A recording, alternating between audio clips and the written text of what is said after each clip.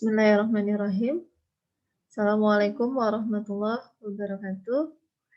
Alhamdulillah kita bertemu kembali di perkuliahan kinetika dan kesetimbangan. Kita mulai dengan mengucapkan basmalah. Bismillahirrahmanirrahim. Segala puji dan syukur kehadirat Allah Subhanahu wa taala. Salawat dan salam bagi Rasulullah Muhammad sallallahu alaihi wasallam. Baiklah, silakan kalian masuk melalui LMS, kemudian mengisi daftar hadir, dan mengikuti perkuliahan melalui video yang Ibu share. Kemudian ikutilah diskusi pada forum diskusi.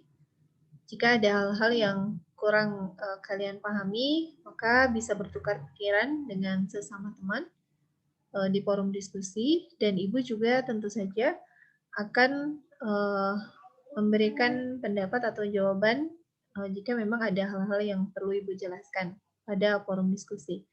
Kemudian ada tugas juga yang perlu dikerjakan, deadline-nya bisa dilihat pada tugas tersebut, serta ada tugas yang tidak perlu dikumpulkan. Jadi ada dua tugas ya, ada tugas yang harus dikumpulkan, ada tugas yang memang tidak perlu dikumpulkan, cukup sebagai bahan latihan untuk kalian kerjakan di rumah masing-masing. Oke, seperti halnya yang sudah dijelaskan pada kontrak perkuliahan di pekan kemarin, bahwa di bagian pertama perkuliahan kinetika dan kesetimbangan, kita akan membahas terlebih dahulu mengenai gas dan tentu saja teori kinetik gas. Baik, kita ingat kembali bab mengenai gas yang pernah kita bahas pada semester yang lalu. Ya. Oke. Jadi gas itu kalau dilihat dari sifatnya maka dapat dibedakan menjadi dua macam ya. Ada gas ideal dan ada gas nyata. Ya. Ingat kembali apa perbedaan dari gas ideal dan gas nyata. Nah, pada video yang pertama, kita akan mengingat kembali hal-hal yang menjadi ciri dari gas ideal dan juga gas nyata, dan yang membedakan antara keduanya. Kita lihat terlebih dahulu penjelasan ini. Dapat kita lihat di sini bahwa gas itu kalau dibedakan dari jenisnya, itu ada gas nyata dan gas ideal. Nah, gas nyata dan gas ideal tentu saja memiliki ciri-ciri yang berbeda. Masih ingat apa ciri dari gas ideal? Yang pertama apa? Ya, yang pertama bahwa gas nyata itu dianggap semua molekulnya identik. Kemudian dianggap tidak memiliki massa, ya. Kemudian gas ideal juga dianggap molekulnya tidak mengalami interaksi antar molekul. Dan yang terakhir, jika ada gas ideal molekulnya bertumbukan, maka yang terjadi adalah tumbukan lenting sempurna. Ya. Nah, pada gas nyata ini memiliki sifat-sifat yang berkebalikan dengan gas ideal. Ya. Karena dia namanya juga nyata, maka tentu saja berbeda dengan kondisi ideal. Untuk gas nyata, dia berlaku hukum ini ya, Van der Waals. Nah, kalau gas ideal tentu saja ini tidak berlaku hukum Van der Waals, tetapi ada modifikasi dari gas ideal menuju hukum Van der Waals. Ya. Kemudian gas ini pasti mengalami tumbukan, baik tumbukan antar molekul gasnya maupun tumbukan dengan wadah. Ya. Nah, tumbukan antar molekul gas dapat dijelaskan melalui persamaan energi kinetik tumbukan, gitu ya. Nah, persamaan energi kinetik tumbukan tentu saja ini akan yang mendasari hukumnya adalah hukum kekekalan energi mekanik, ya.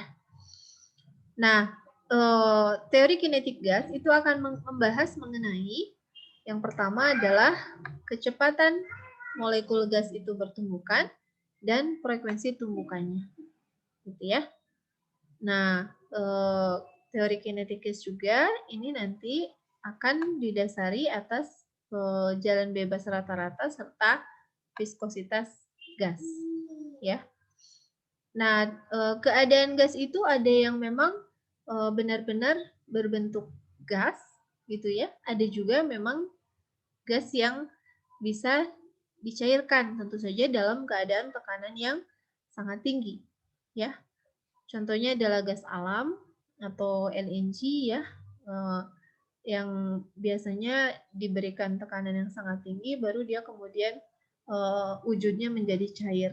Tapi ketika dia ada pada tekanan seperti biasa, tekanan udara luar, maka dia akan kembali berwujud gas. Oke, kita lanjut dengan melihat ciri-ciri dari gas ideal. Seperti yang tadi sudah Ibu sampaikan, bahwa yang pertama, gas ideal itu memiliki molekul yang identik, ya, atau dianggap sama, ya. Dianggap sama, kemudian dianggap tidak bermassa atau tidak memiliki massa. Kemudian molekulnya bergerak acak ke segala arah, ya. Molekulnya bergerak acak ke segala arah. Kemudian molekulnya tersebar merata juga ke segala arah, ya. Kemudian ciri yang keempat yaitu tidak ada gaya antar molekul, ya. Dianggap tidak berinteraksi, tidak ada gaya tarik menarik, tidak ada gaya tolak menolak, gitu ya. Kemudian jika bertumbukan, maka tumbukannya lenting sempurna, ya. Nah, itu adalah ciri-ciri dari gas ideal. Nah, karena tumbukannya lenting sempurna, maka dianggap tidak ada energi yang hilang, juga tidak ada energi yang dilepaskan.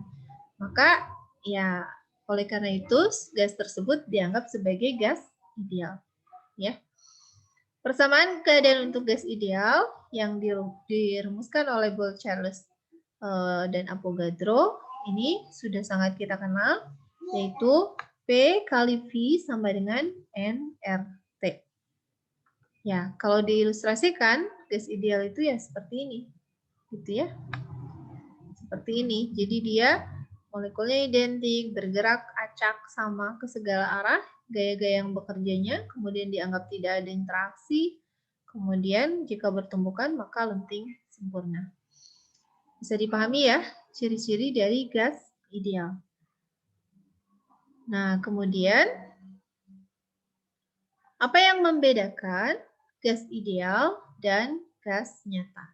Jadi, perbedaan gas ideal dan gas nyata.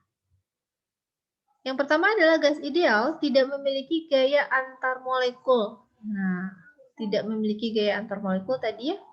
Kemudian molekul gasnya dianggap sebagai partikel titik. Sebaliknya, kalau molekul gas nyata, ya, dianggap memiliki ukuran dan juga volume. Dan tentu saja dia dianggap memiliki gaya antar molekul. Ya, memiliki gaya antar molekul. Ini yang pertama. Yang kedua, gas ideal itu tidak dapat ditemukan dalam kehidupan sehari-hari.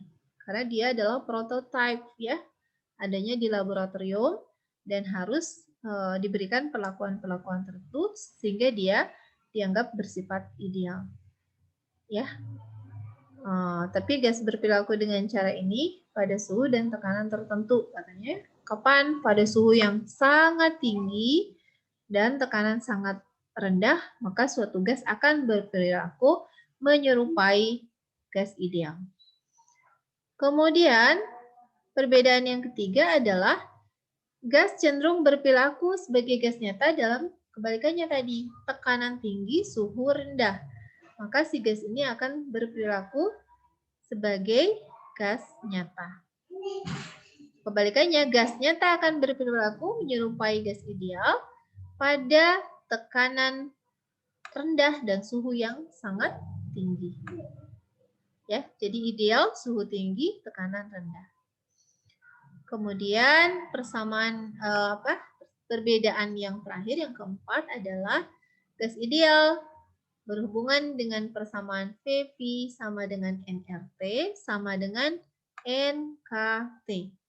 Sedangkan gas nyata tentu saja tidak sesuai atau tidak pas ketika menggunakan persamaan ini.